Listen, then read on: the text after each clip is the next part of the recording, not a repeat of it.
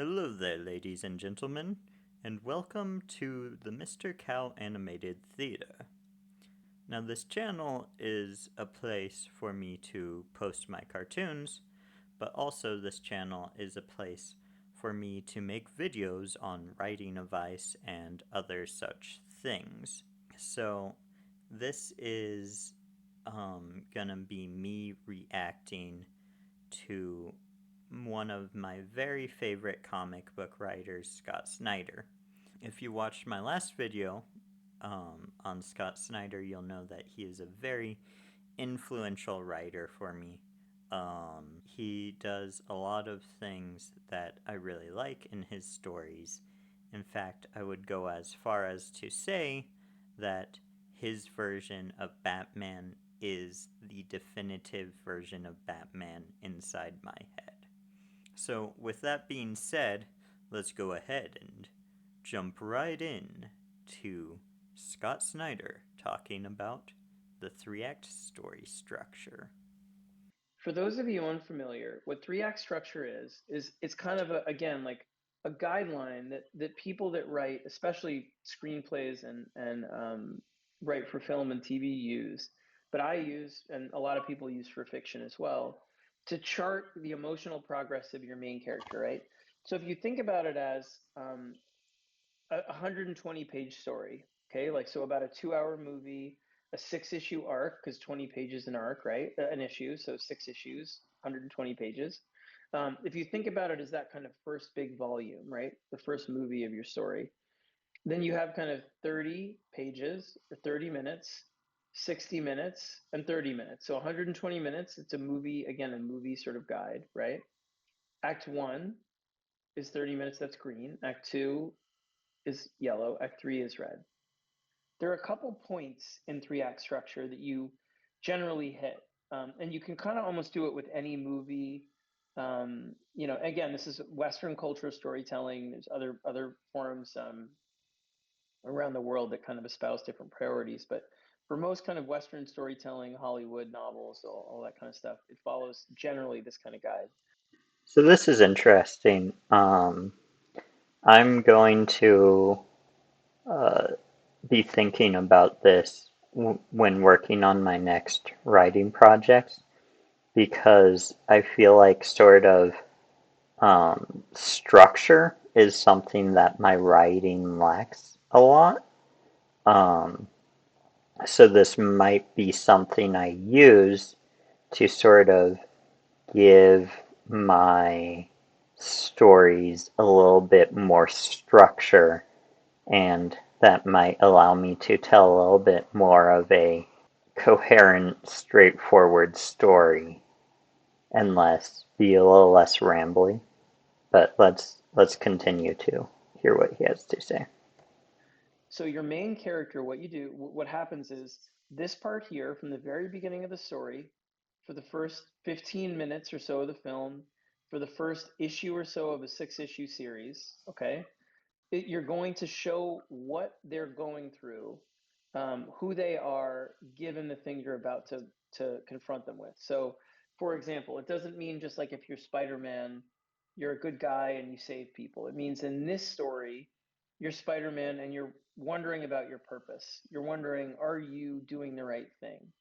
And then this, the inciting incident, I comes in at about 15 minutes to 20 minutes in a movie, but about sort of towards the end of the first issue in some way if you're doing a 6-issue arc. And what it does is it presents something to your main character that offers the challenges the way they see things and gives them sort of the possibility of doing a new path, whether that path is because they're facing hardship, whether it's an opportunity like a something they've always wanted, but something comes in to change their life and offer them, a new road somehow. And then for this part, they usually struggle with whether or not they're going to follow that thing. And by the end of the first 30 minutes, they decide they are. And then this part is the rising action, the main character facing escalating challenges, and about halfway through the movie or halfway through the arc, they usually face something that makes them feel like there's no turning back if they go further. So this is the moment in like something like Titanic, right? Where Rose and Jack decide that Rose decides, because she's the main character, that she's going to run away with him. It's the first time they sleep together. It's exactly at the midpoint of the movie, and that she's going to leave her family and forget about them. There's no turning back. Plot wise, it's also the moment in that movie when the boat hits the iceberg. But we've done a class, if you want to watch it and go back and see, about emotional conflict versus plot conflict. But when it comes to three act structure, the thing to keep in mind is it's always character, it's always emotion, it's not plot at all. So the iceberg in Titanic, what's happening to the boat doesn't matter. It's only the Rose's journey. The inciting incident in that movie, if you're curious, if you want to go back and track it, this is Rose struggling with the fact that she is about to get married to Billy Zane and doesn't want to. So this is like emotional conflict instead of like story conflict, I think was the terms he used. But like this is the story of what's happening in the mind of the character. Um, so it kind of seems like this is sort of a way to chart character growth, which is interesting because, at least for me, I feel like character growth is something that's really hard to um, sort of show. So anyway, To. This is her meeting Jack after she is about to kill herself.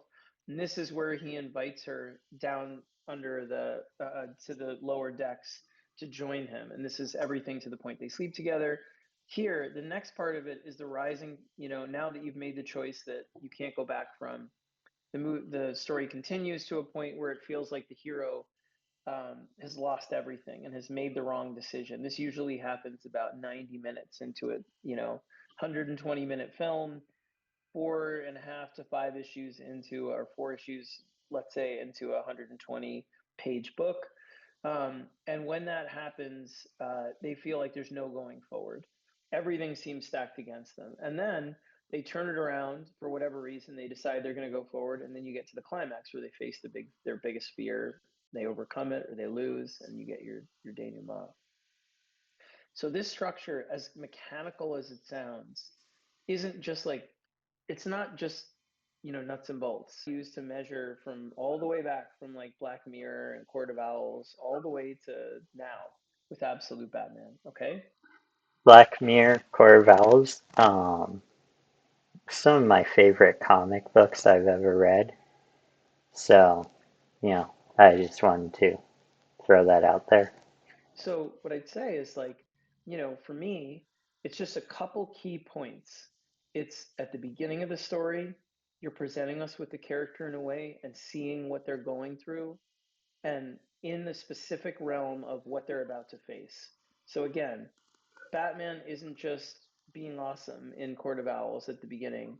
Batman is being overconfident and acting like he knows the city better than anyone, and it's all him, and nothing can challenge him. And that sets up the challenge of the Court of Owls, saying you don't know the city at all. And when you read Jason Aaron's Thor, for That's really interesting having read that comic. example, it's not just Thor being awesome at the beginning. It's Thor feeling like gods are untouchable and enter the God Killer, right? So it's showing your character in a way that's going to be contrasted with the thing they're facing in the conflict of that story. Do you guys know what I mean? Just put it in the chat if you're following me so far in that. Okay, awesome. All right. So with a one shot, and then from there, again, from that point forward, they resist or they accept. And when they resist the call to action or the inciting incident, you have someone who's like, I don't know if I should do this. When they don't and somebody's standing in their way, you have something more like Moana, who really wants to go out on the ocean, but you have a person stopping them, like her father. Disney movies follow these very, very closely. But if you see a movie like The Godfather follows it closely. Uh, yes, like all these. So if you see a movie, and some people will say to me, like, what about Reservoir Dogs or Pulp Fiction or Memento or movies that go in a different order? And I've said this, but so if people have been in the class a long time, they'll know what I'm about to say. But I think it's a core lesson, which is that when you see something like Pulp Fiction, which is really startling, in terms of its structure, what you start to realize is that it's doing one of two things. Like Avengers does one of these things as well. Avengers Endgame, and sometimes the three act structure is told over multiple characters. So one character will experience the inciting incident, another character will experience the beginning of Act One, and it's still fulfilling because it's one story being told through multiple people. The second thing, Really interesting. Thinking about a way to switch it up is to just have these the the three acts split up between different characters.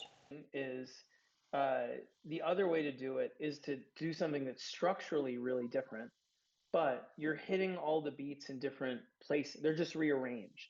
So Reservoir Dogs is a really good example, and Pulp Fiction, of movies that cut up three act structure and move those pieces around.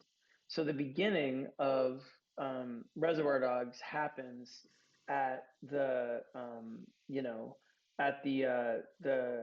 into Act Two, Hmm. and then what happens when he tells Harvey Keitel who he is, whatever, that it's all cut up, but all of the core beats are there, and that's why it's satisfying ultimately. Is you're getting the story, and Memento similarly, you're just getting it in different order. Okay, so let me just show you what I'm talking about with now that we kind of look at three act structure in this way. Like Die Hard, again, it's easy. Die Hard isn't, again, and the thing I really caution you about, because this is the thing that people really fuck up sometimes, and I spend a lot of time fucking up, so just bear with me, is that plot isn't character, right? So the inciting incident is the only moment in the entire three act structure when something happens that isn't character first, like isn't the character's decision. It's the only moment when something happens that enters their life, and they accept they have to deal with it.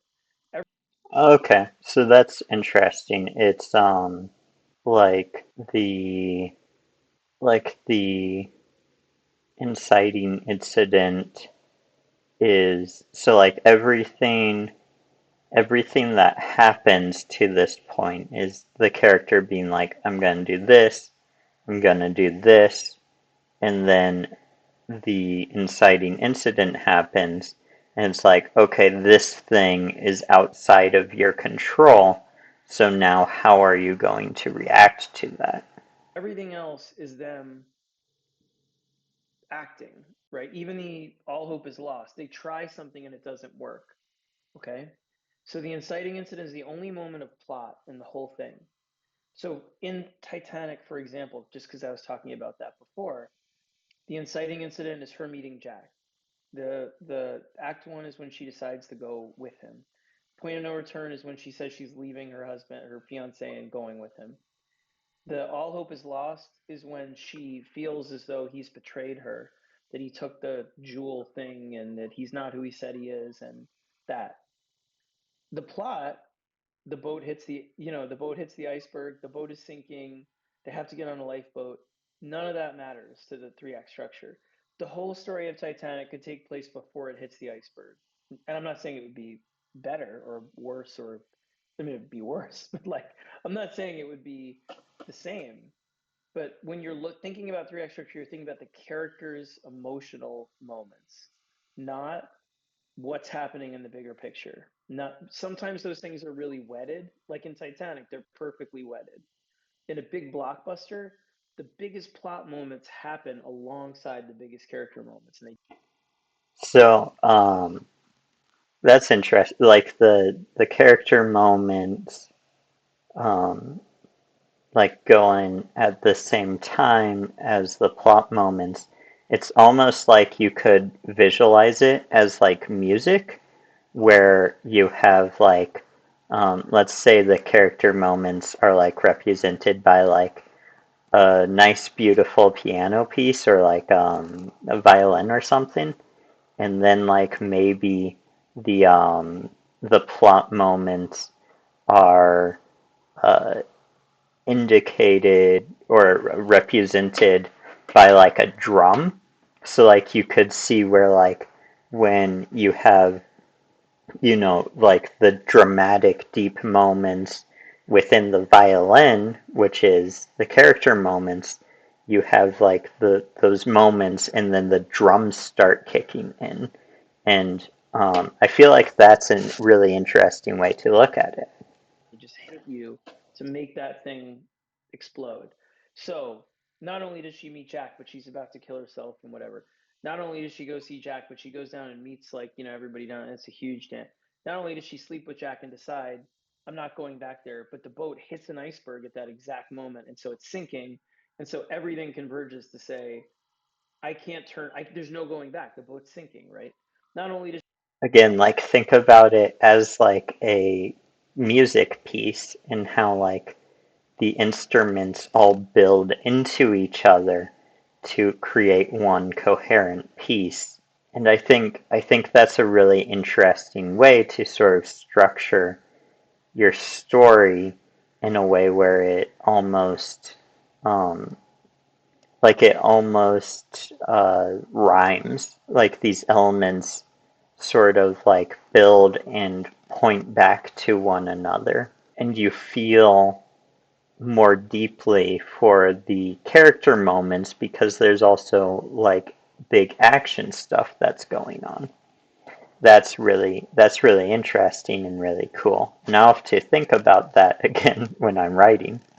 she feel like, oh, Jack betrayed me and he isn't who I thought he is, she also thinks, we're gonna die. Like the whole boat is sinking, and my only chance is to go on a lifeboat or that. And she refuses that. So the plot is the stakes of the emotional conflict. That's it.